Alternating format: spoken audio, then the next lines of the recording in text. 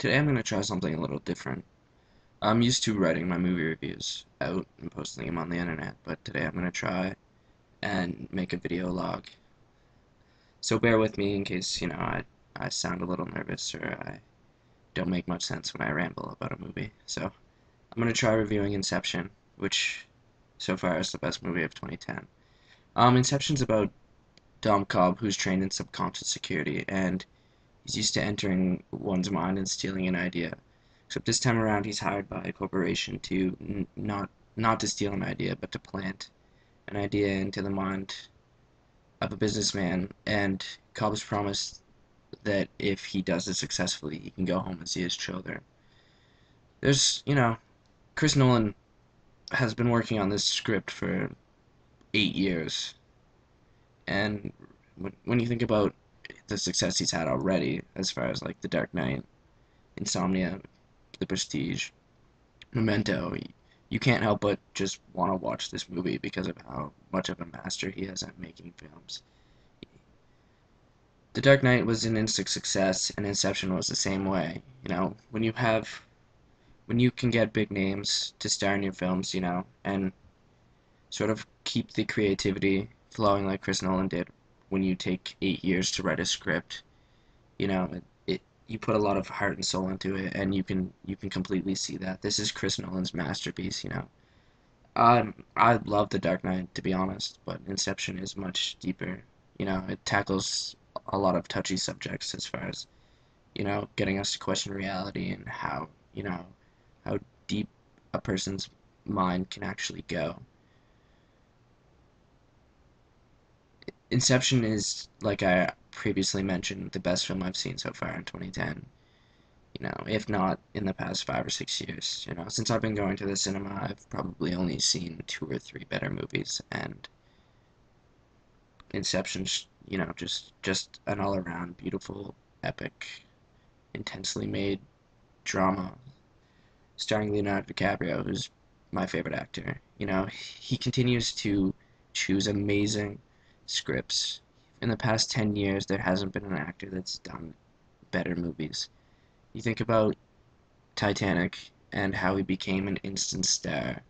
You know, Everybody was in love with him. Everybody wanted to see him do bigger and better things. But I found since Titanic, he's sort of settled down and chosen darker, mysterious, dramatic and intense roles. Since 2002, he's done Catch Me If You Can, Gangs of New York, The Departed, Blood Diamond, Shutter Island earlier this year, which was a masterpiece by Scorsese as well. I'm surprised Leo has yet to win an Oscar, to be honest. His body of work speaks for itself. He was nominated at the age of 19 for What's Eating Gilbert Grape, and he's been nominated twice since, once for The Aviator and once for Blood Diamond. I'm seriously just hoping that Inception can end his drought of not winning an Oscar.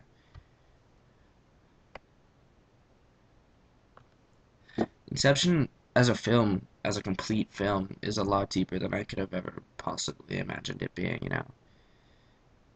Some of the things that they discuss and bring you know, to the forefront leave you with chills. As you watch like Joseph Gordon-Levitt battle in zero gravity and like fly through the air, and it's just so intense. Speaking of Joseph Gordon-Levitt, I wanted to bring up a point that Inception is his major breakthrough.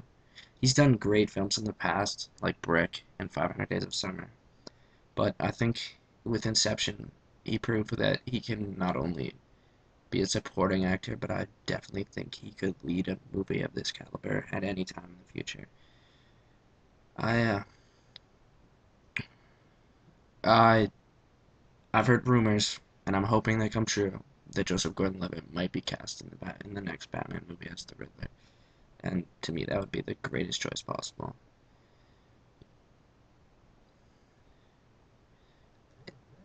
Inception is one of those films that you have to watch more than once. It's even with 3 or 4 or 5 viewings. This it's still gonna be on your mind. Nolan created a film that you can take what you want. You can discuss it with you can try to figure out. You can try to figure it out within your own mind, or you can see it with a group of friends and discuss it for hours on end. Just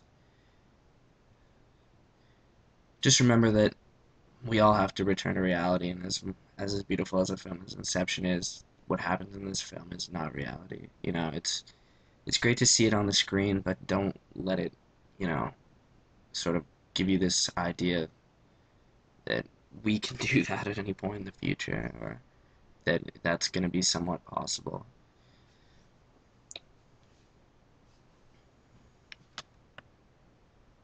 I've I've seen Inception twice so far, and I can't say enough about it. It's not just another film. This cast has created something that's magic. That's Chris Nolan's work of art. He the dream as Chris the dream state as Chris Nolan presents it can take us anywhere we want to go. It can make us into anything we want to be.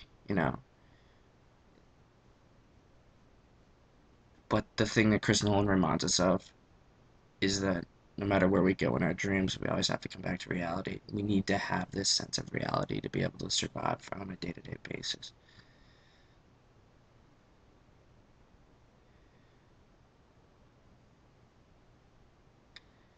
I'm gonna end it here just because I feel like I've rambled too much, but Chris Nolan has created something of awe and wonder. Dreams are a collection of thoughts, and Chris Nolan has given us his take on the dream world. Now we must draw our own conclusions on what it all means. So I'm advising you, if you have yet to see Inception, go see it 3 times, just to be safe. You're gonna love it.